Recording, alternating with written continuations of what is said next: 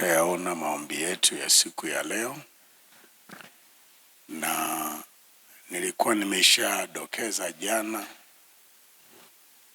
kwamba itatokana na Yeremia sura ya 12 mstari wa 5.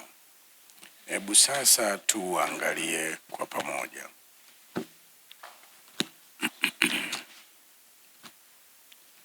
Yeremia sura ya 12 mstari wa 5. Biblia inasema, nasoma kwenye Biblia hii tulioizoea ya kila siku, inaitwa Swahili Union Version. Anasema hivi: ikiwa umepiga mbio pamoja na hao waendao kwa miguu, nao wamekuchosha, basi wawezaje kushindana na hao waendao kwa farasi?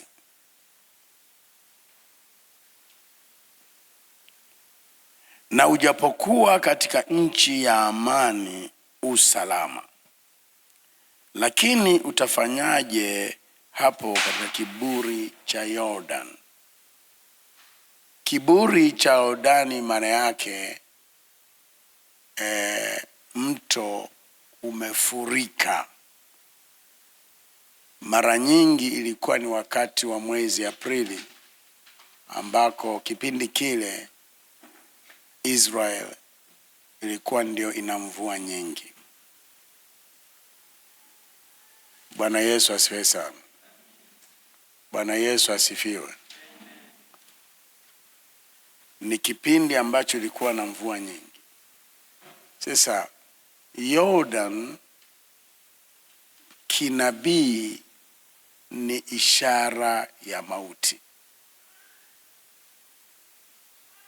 Hata Yesu kubatizwa kwa mto ule ilikuwa ni namna hiyo hiyo. Anakubali ya kwamba atakufa kwa ajili yetu.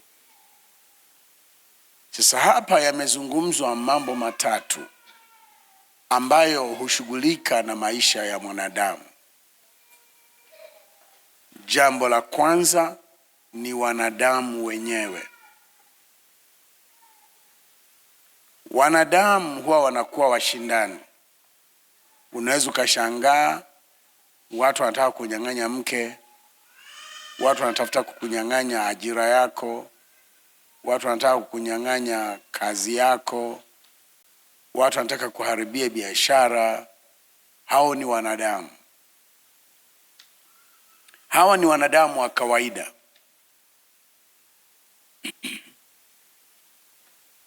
Kama kuna mtu mwingine aliambiwa pokea milioni 15 uachie mke wako, la sivyo sijui alikuwa anamtishia kumuua sijui nini, ikabidi apokee milioni 15 amwachie mke. Wanawake amewakuta mambo hayo wengi tu. Unanyang'anywa mume, anaenda kwa mtu mwingine. Watu walio katika ajira wameyaona wengi tu mambo ya namna hiyo. Kazi yako au nafasi yako inafanyika hila, unajikuta unaona kabisa kuna kitu kimefanyika. Lakini Biblia inaendelea kusema kama hao wanadamu, hila zao, mbinu zao, mipango yao inafika hatua inakuchosha, unavunjika moyo, unakata tamaa, mpaka BP inapanda au inashuka, mpaka unatafuta kujiua. Ikiwa ndio hivyo kwa wanadamu hawa, itakuwaje watakapoanza kushughulika na wewe waendao kwa farasi? Hawa waendao kwa farasi ni watu wenye nguvu ya ziada. Ni wale wenye nguvu za giza, wachawi na wenye majini. Utafanyaje?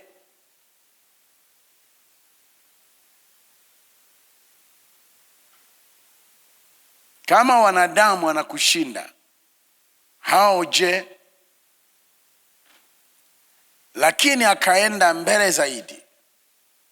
Wanadamu wa kawaida unapambana nao, na wenye nguvu za giza unapambana nao, lakini kuna mauti yenyewe. Mauti sio lazima ufe.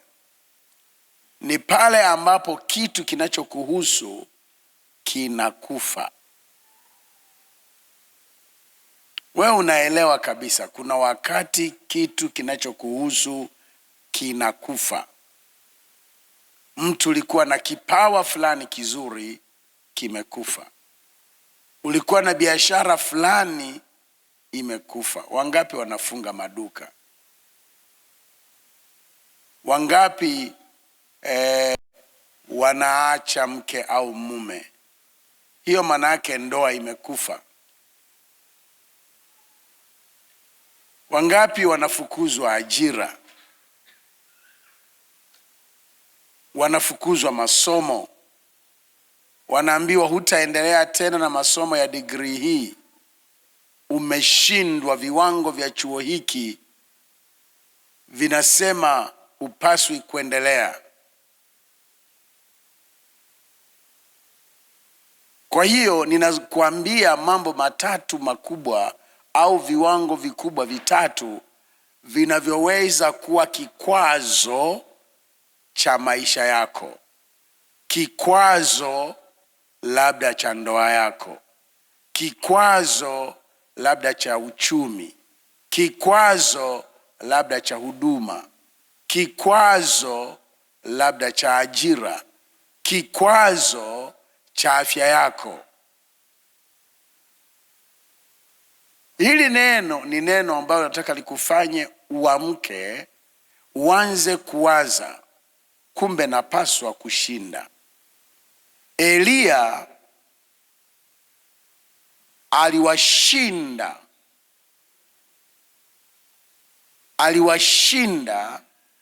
wafalme, maana wakamtumia jeshi la watu 50. Hao maaskari wakauawa. Wakamtumia jeshi tena la watu 50, maaskari wale wakauawa kwa nguvu ya Mungu. Lakini ikafika siku ambayo Elia anakumbana na manabii wa uongo. Hawa ni wachawi. Wale manabii wa Ashtorethi na manabii wa Baali ni lugha ambayo unaweza usielewe, maana yake ni wachawi. Mtu anapoenda kwa waganga akaanza kutabiriwa, akaanza kubashiriwa, akaanza kusomewa ramli, Biblia inawaita hao ni manabii, lakini ni manabii wa uongo. Biblia inapozungumza habari ya manabii wa uongo sio lazima wakute kanisani, hata hao. Kwa hiyo wale waliitwa manabii wa uongo kwa sababu walikuwa ni wachawi, wanafanya unabii kwa nguvu za giza, wanafanya mambo yao kwa utendaji wa kishetani. Bwana Yesu asifiwe sana. Bwana Yesu asifiwe. Elia akashinda tena. Lakini alivyokuja Yezebel akiwa na upako wa kuzimu wa mauti yake yeye mwenyewe, Elia aliogopa sana, akakimbia. Tunapaswa kushinda. Hawa watu, nasikia mtu anakuambia mume wangu ameondoka nyumbani kwa sababu kuna mwanamke kachawi, sijui kamefanyaje. Ndio hayo mambo. Unakuna shindwa kuelewa, wewe umeokoka. Uchawi una nguvu kuliko wewe. Mtu anakuambia, biashara yangu nimeshindwa kuendelea kwa sababu jirani yangu anahirizi, napumua na nini, ameenda sijui kufanyaje. mimi sijui ni hivi na hivi, ni uchawi, wameninyang'anya nafasi yangu kazini. Sasa Mungu wako unapomlinganisha na nguvu za giza, nani mwenye nguvu? Biblia inazungumza habari ya kwamba wewe utashinda na zaidi ya kushinda. Tena wewe tayari ni mshindi hata kabla. Bwana Yesu asifiwe sana. Sasa maombi yetu leo, tunataka tuingie kwenye ulimwengu wa roho juu ya hilo. Bwana Yesu asifiwe sana.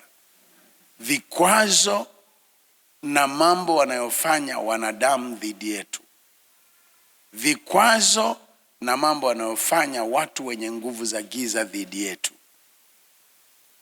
na mauti yenyewe. Kwenye kipengele cha mauti tunaangalia pia roho ya uharibifu, kwa sababu death and destruction are twins in the spirit. They go together.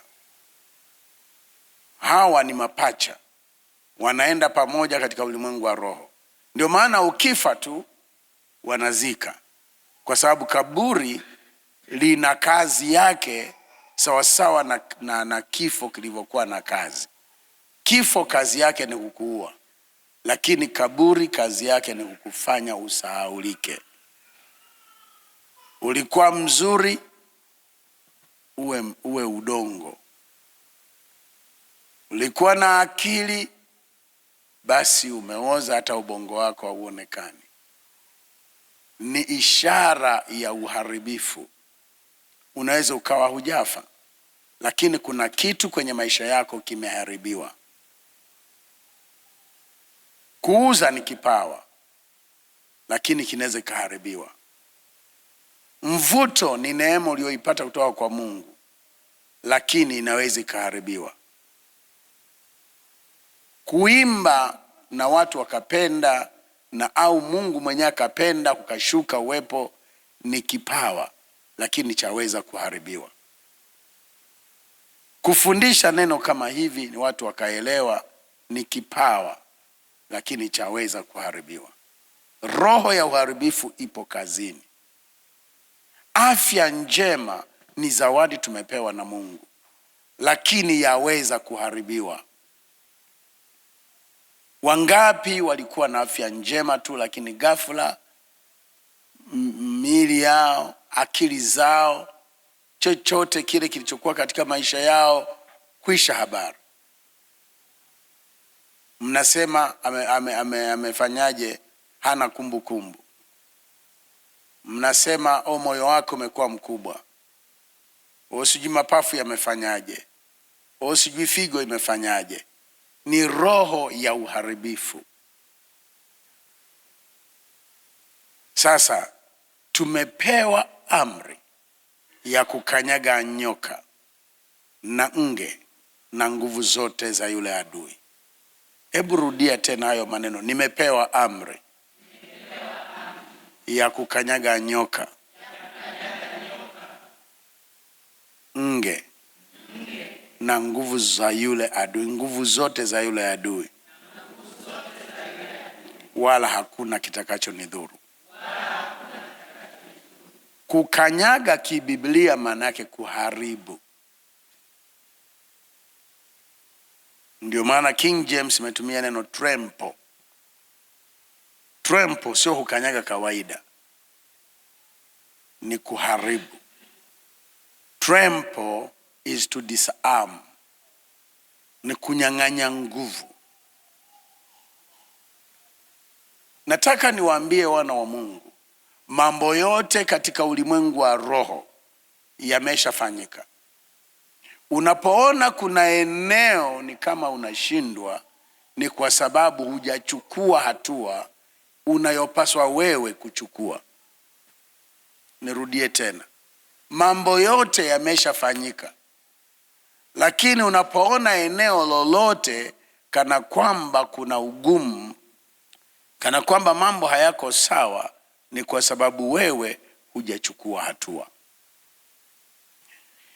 Sasa ili uweze kutimiliza kushinda wanadamu, kushinda nguvu za giza na kushinda mauti yenyewe, ni lazima ujifunze mambo mawili, na hayo mambo mawili yanafanana, na hayo leo tutayafanya kwa maombi.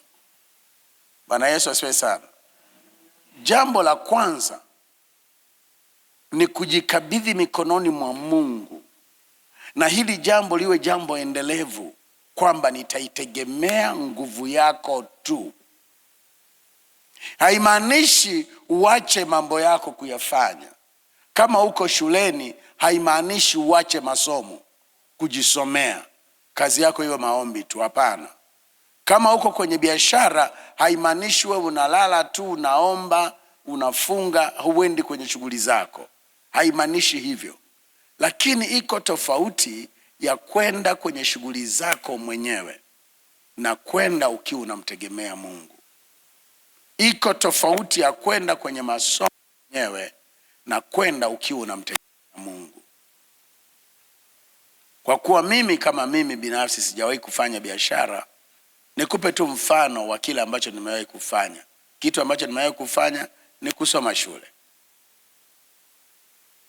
Kule shuleni, mwanzo wa muhula, nilikuwa nakuwa na siku zangu, ninafunga na kuomba, na ukabidhi muhula mikononi mwa Mungu, najikabidhi na mwenyewe mikononi mwa Mungu, kwamba Mungu aniwezeshe. Akili ninazo, masomo nayaelewa, ila kwa nini ninaomba? Ninaomba kwa sababu najua bila mkono wa Mungu shetani atapata nguvu. Na jambo hili nililielewa kwa sababu gani? Tukiwa O level, tulifanikiwa kuwafanya watu wengine waokoke. Nyakati zile ilikuwa ngumu sana watu kuokoka, miaka ya 80. Kila mahali, iwe Lutheran, iwe Anglikani, iwe wapi, wokovu ilikuwa ni kitu kinachopigwa vita. Na ukisema tu umeokoka, unafukuzwa kanisa siku hiyo hiyo. Sio leo hii mpaka Katoliki hamna shida. Hata huku tunaokoka pia sasa hivi. Inakuwa na wasiwasi, na kwa siamini. Bwana Yesu asifiwe sana.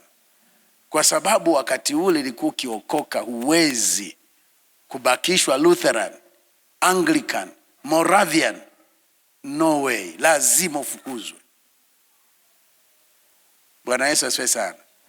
Lakini sasa hivi kuna makasisi wameokoka. Sasa tukawa tunafanikiwa kuwaleta watu wakaokoka, watu kadhaa. Tukawa tunashangaa, mtu aliyekuwa anafanya vizuri kabla hajaokoka, akiokoka tu anashuka, kukapita uvume. Wengine mnajidanganya tu kuokoka. Huwezi kuokoka bila kuwa na akili sana. Mnaona sasa, mmeanza kusoma Biblia, hamsomi masomo, ndio maana mnaanza kufeli. Kwa hiyo ikaanza kutupa ugumu kuwavuta wengine waje kwa Yesu. Lakini Roho Mtakatifu mwema akatufanya kujua kwamba mtu ambaye hajaokoka nini asili yake inafanya kazi. Lakini hata yeye yuko hatarini, kwa sababu anaweza kupambana na nguvu fulani. Ndio maana familia zingine wenye akili huwa hawawaachi watoto wao waende huko mashuleni sijui wapi bila kuwapeleka kwa mganga wakazindikwe. Hiyo ni reality ya Afrika karibu yote. Na ninavyoendelea kusoma nimekuja kukuta ni reality mpaka ya Ulaya.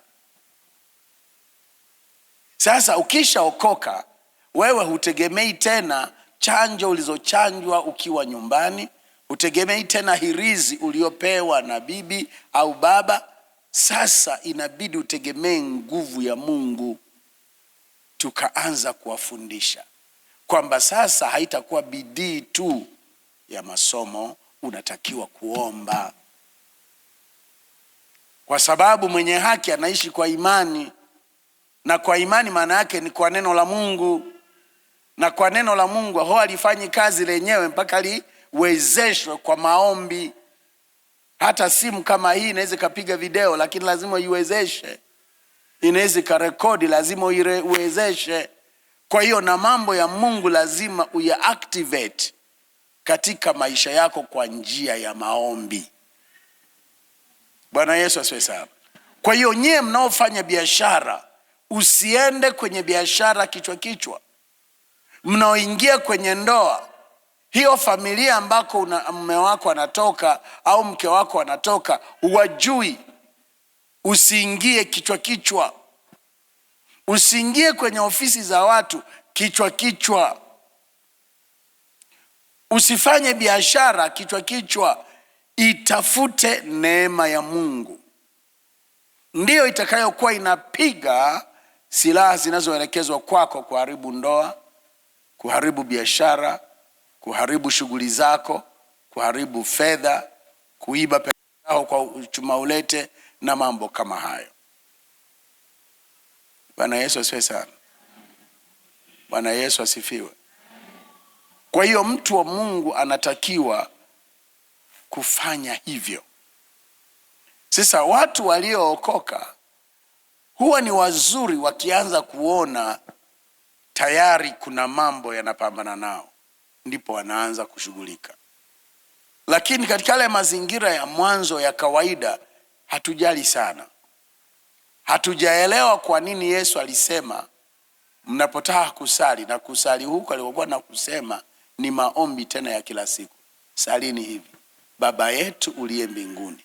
Yaani mtambue mna ushirika na Mungu wa mbinguni na ninyi ni watoto wake. Ufalme wako uje. Utakapokuwa unasema ufalme wako uje, maana yake unamwita Mungu mpaka kwenye utakapokuwa unapika ugali wako, mpaka utakapokuwa unakaanga chapati zako, umemwita Mungu. Mpaka utakapokuwa umeenda kukamua ng'ombe wako au mbuzi wako wa maziwa, unamwita Mungu. Ufalme wako uje na mapenzi yako kama ambavyo ingekuwa mbinguni yafanyike hapa nyumbani mwangu. Watoto wanavyoenda shuleni, ufalme wako, mapenzi yako. Tunavyoenda kanisani, ufalme wako, mapenzi yako. Leo nimepewa kuimbisha, ufalme wako, mapenzi yako. Haya ndiyo maombi. Maana yake ni maisha ya kuitegemea nguvu ya Mungu badala ya kutegemea asili yako. Maana kwa wengine kwa asili anaweza kaimba vizuri, lakini si kwamba inawezekana tu wakati umeenda unataka kurepresent ufalme, halafu kuna nguvu za giza na wewe hujajiandaa, zitakuletea kizaazaa.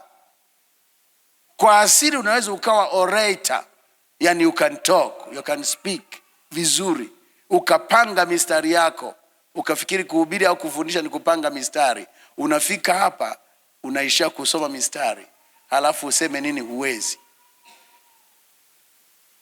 Unaanza kushangaa kwa nini wengine wanahubiri masaa mawili, mimi nimehubiri dakika 5 tu. Unajitahidi wewe na maneno mengine hayapo, kichwa kinakuwa blunt kabisa. Kwa nini?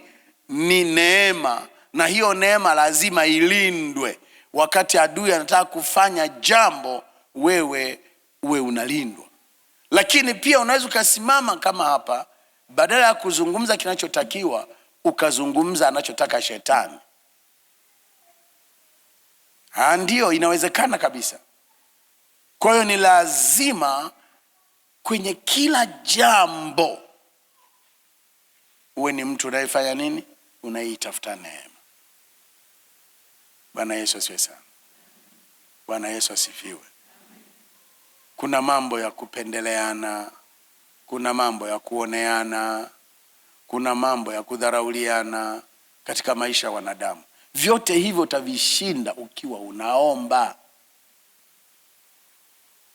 Bwana Yesu asifiwe sana. Bwana Yesu asifiwe. Na mashuleni nataka niwaambie watoto wetu wanapoenda huko boarding sijui wapi, wakina mama, napenda kutumia wakina mama kwa sababu nyewe mnaelewa zaidi.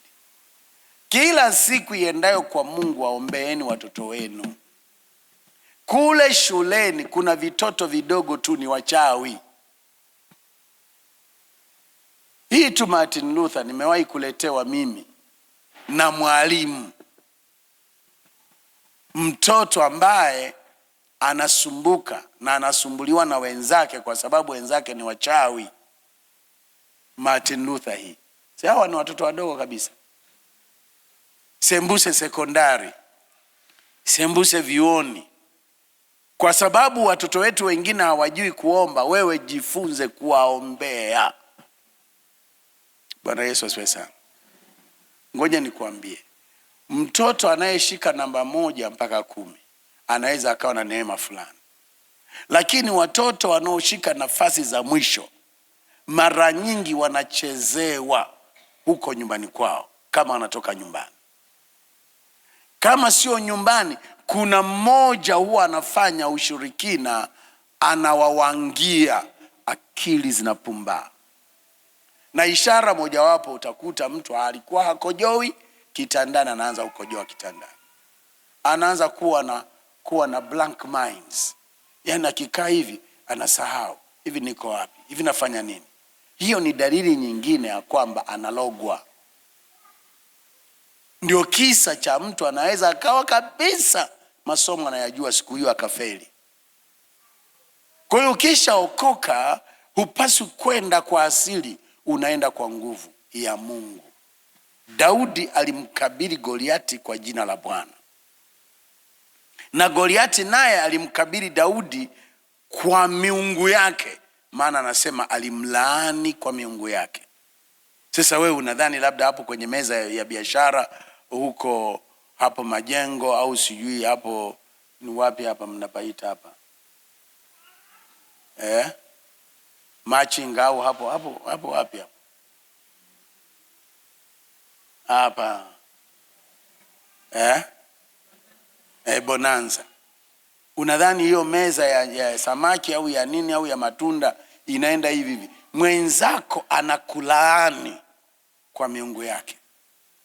Kwa unafika hapo unashangaa vitu vyako vizuri haviuzi, au unauza lakini pesa huzioni, kwa sababu umeshalaaniwa na wewe uko tu. Unadhani wokovu wako ni kwa ajili tu ya kuja kuimba pambio hapa,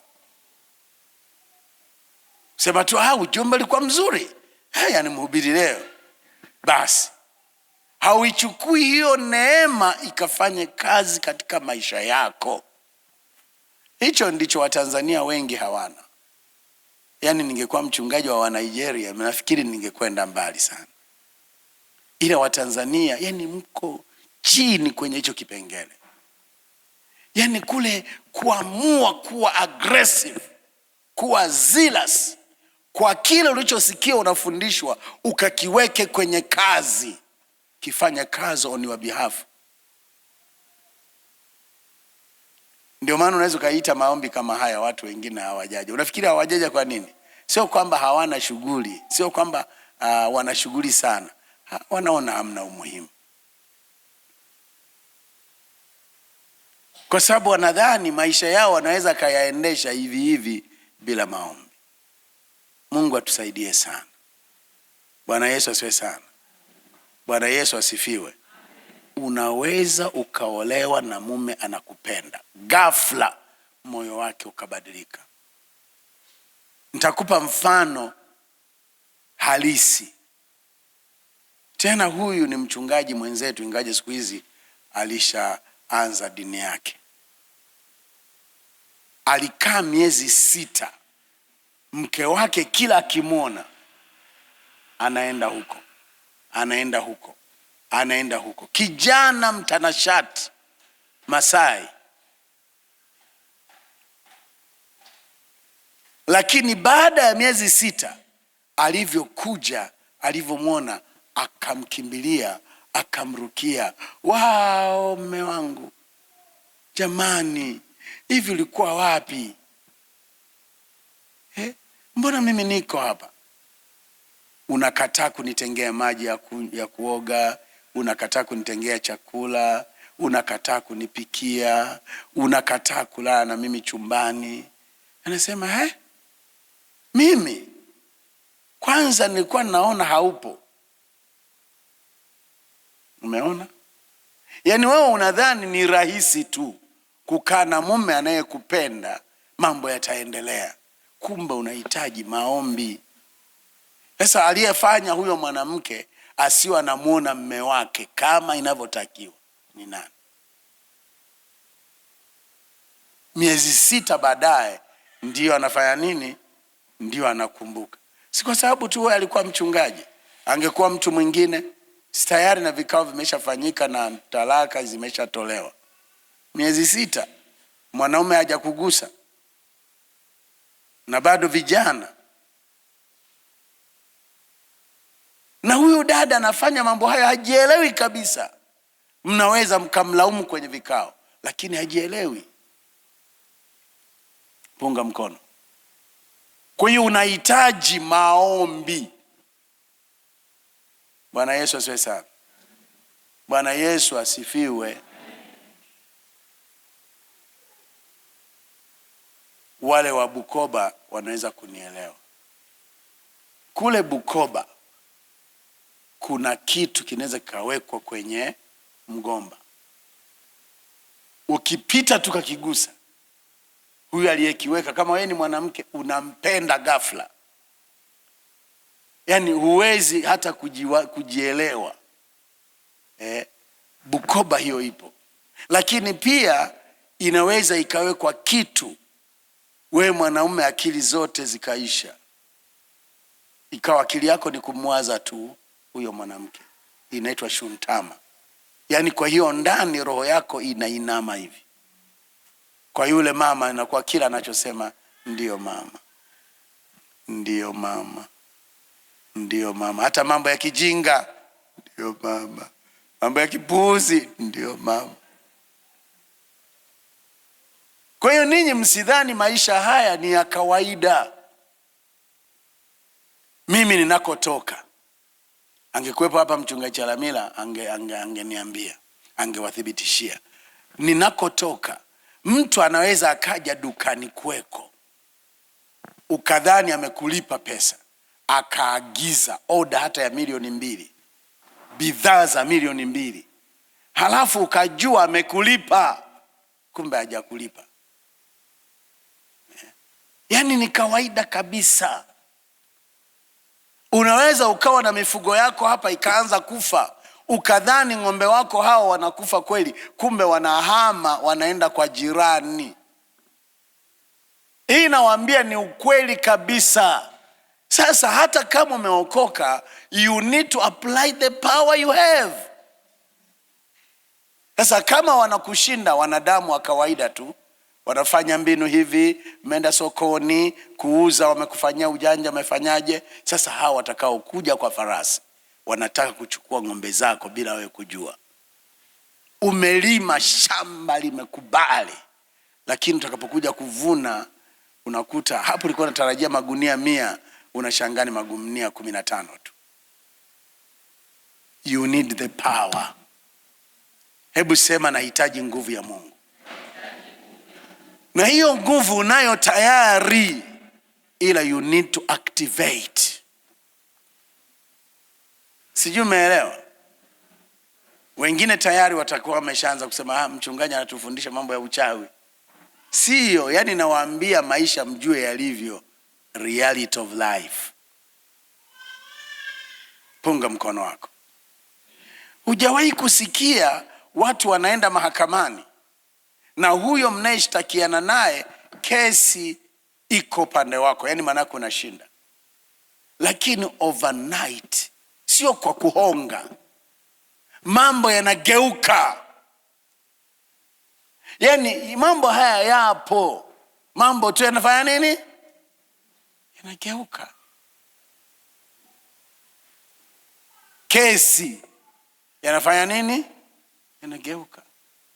Hujawahi kuona kwamba mtu wanamsema, wanafanya hivi, halafu sasa kikao kiitwe. Na wewe ulikuwa nadhani kwamba bosi wako atamkemea, atafanya sijui nini. Akifika yeye, wote mpaka waliokuwa wanasema hofu inawaingia, hawezi kuongea chochote. Na hilo ni pepo. Na watawala wetu huwa wanaenda kulitafuta huko kwa waganga. Punga mkono wako. Sasa haki zako zinaweza zikachukuliwa.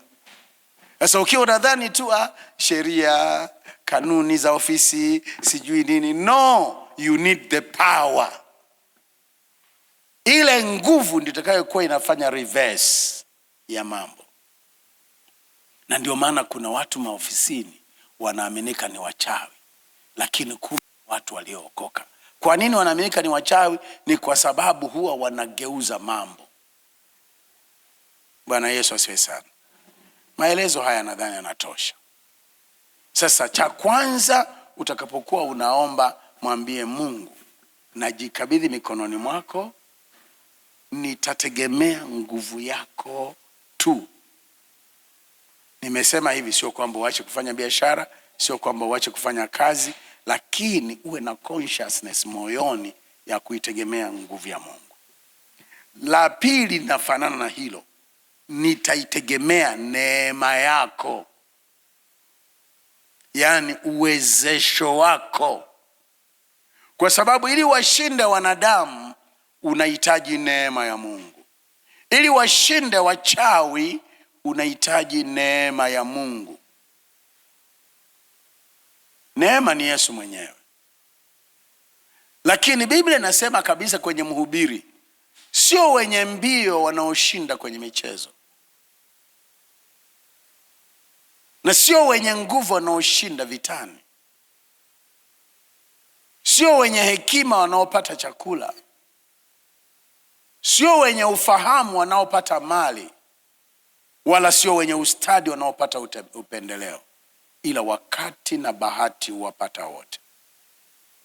Sasa usipoelewa hilo neno, maana yake ni kwamba unaweza ukawa wewe ndio ungepewa hiyo kazi siku ya interview, ila wakati na bahati unaenda kwa mtu mwingine, na wenzako wanawahi kwenye ulimwengu wa roho kuyavuta mambo hayo kwa uchawi, na wanaweza wakapata ajira kwa jina lako bila kujulikana kwamba wamepata ajira kwa jina lako. Ndio hicho mnachoambiwa habari ya utukufu wa maisha yako au nyota yako kuwa imeibiwa. Utajuaje? Ukiwa umelala usingizi, utakuwa unaona kana kwamba unafanya kazi, lakini ni mtu mwingine anafanya. Utakuwa unaota ndoto unasafiri Ulaya, lakini kuna mtu mwingine anasafiri kwa nyota yako. Haya mambo ni magumu kuyatolea maelezo, lakini yapo na maandiko yanathibitisha. You need to pray ili siku inayohusika, wakati na bahati ukufeve wewe, sio yeye mtu mwingine. Bwana Yesu asifiwe sana.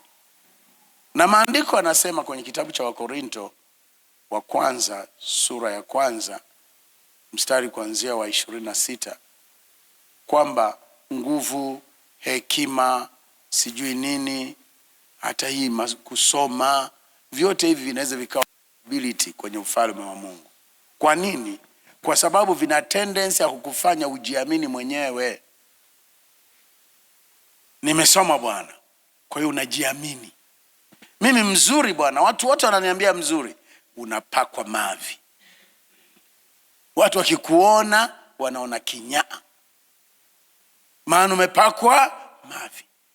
Duka langu lina mtaji bwana, linapakwa mavi. Ndio kisa cha watu kuja kujisaidia mlangoni. Kwani wao wanataka nini? Wanapojisaidia wananuia na maneno kwamba hiki kitu kionekane kama mavi mbele ya watu. Kwa hiyo unashangaa vitu vyako havikubaliki, kumbe vimepakwa mavi. Sura yako imepakwa mavi. Unavyoonekana mbele za watu unanuka.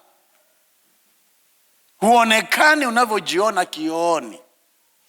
Hunukii unavyokuwa umejipaka uturi. Perfume yako imeshageuzwa. You need the power. Hebu sema I need the power. Bwana Yesu asifiwe sana. Bwana Yesu asifiwe. Leo hii tutakuwa na maombi makali na kesho tutakuwa na maombi makali zaidi. Naomba sana sana usiache na uwahi. Kwa sababu kesho, kwa sababu ya maombi tutakayokuwa nayo, hatutakuwa hata na ile masaa kadhaa ya kuombea taifa. Tutaanza moja kwa moja non stop kuanzia saa 1 mpaka saa 6. Tutakuwa tunapata tu muda wa maneno ya Mungu, kusifu na kuabudu, halafu tunaendelea kuomba. Nataka uelewe haya ni maombi ya kujinasua ili utembee katika mamlaka. Bwana Yesu asifiwe sana. Bwana Yesu asifiwe. Umenielewa Sasa nilivyoelekeza ndivyo hivyo, kwa sababu inawezekana kwa maneno ya kuandika au ya nini ukawa hujaelewa. Lakini maandiko yanaendelea kuonyesha, ukisoma humo hiyo mistari niliyoiweka inaonyesha kwamba farasi au watu au wakuu hawafai kuwategemea kwa sababu wana mipaka. Kwa hiyo uitegemee nguvu ya Mungu. Hauoni ukiwa unatembea kwenye mamlaka kwa sababu unategemea watu au unajitegemea mwenyewe. Masomo yangu, uzuri wangu, kabila letu, sijui nini, familia yetu, sijui nini, yote hayo yanaweza kawa ni tatizo. Bwana Yesu asifiwe sana. Lakini ukishamaliza hayo kicho kipengele cha kujikabidhi, nataka uende upande wa mamlaka. Anasema mkaribieni Mungu naye atawakaribia, mpingeni shetani naye atawakimbia. Sasa hapo nataka utumie mamlaka dhidi ya chochote unachoona katika maisha yako hakiko sawa. Bwana Yesu asifiwe sana. Ndio nimesema vuruga, haribu, angamiza chochote kinachosimama kupinga hatima yako kwa jina la Yesu. Nimesema amuru chochote kilichotuama katika maisha yako au kupooza au kufa kwenye maisha yako, kiamuru kisimame, kifufuke na kianze kutembea kwa nguvu ya ufufuo kwa jina la Yesu Kristo. Amuru roho cheleweshi.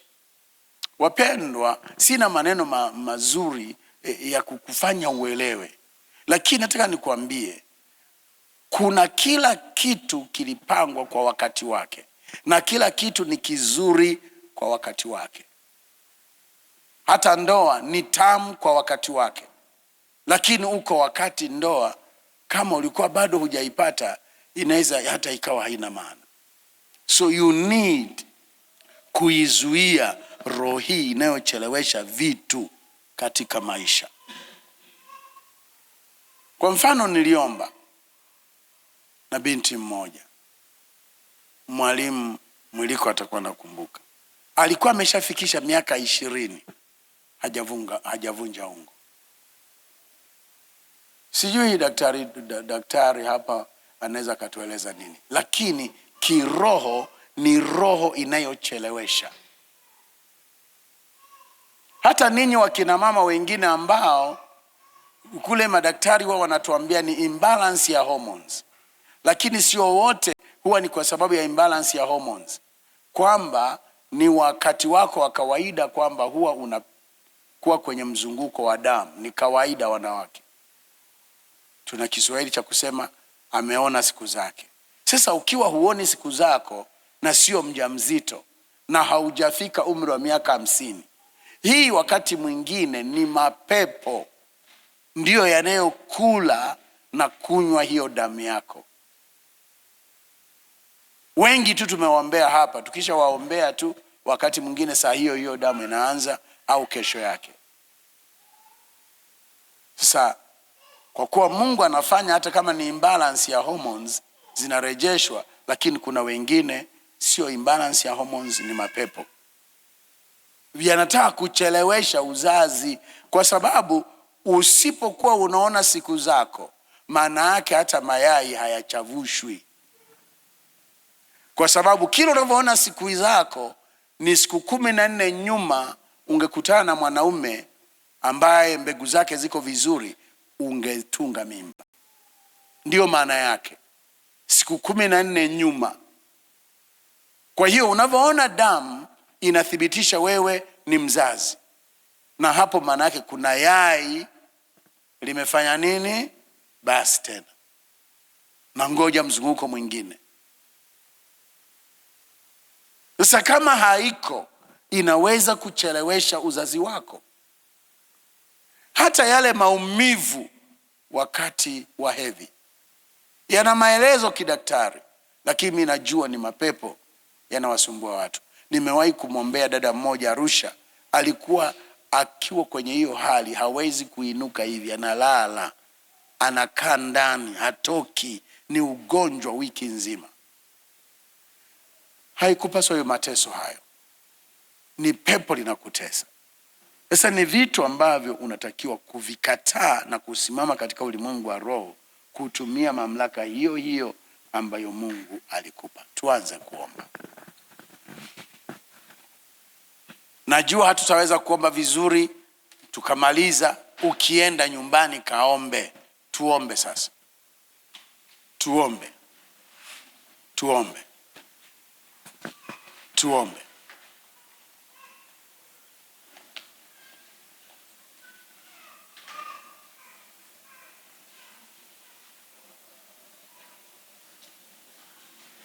Tuombe.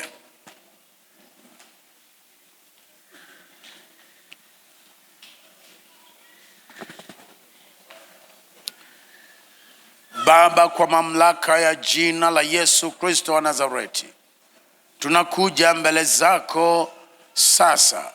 Tunaita neema yako na nguvu yako itufunike, na makusudi yako Baba yakafanyike. Leo kwa mamlaka ya jina la Yesu tunapinga kila kusudi baya la ibilisi katika maisha yetu. Leo Baba, tunajikabidhi sote mikononi mwako katika jina la Yesu Kristo.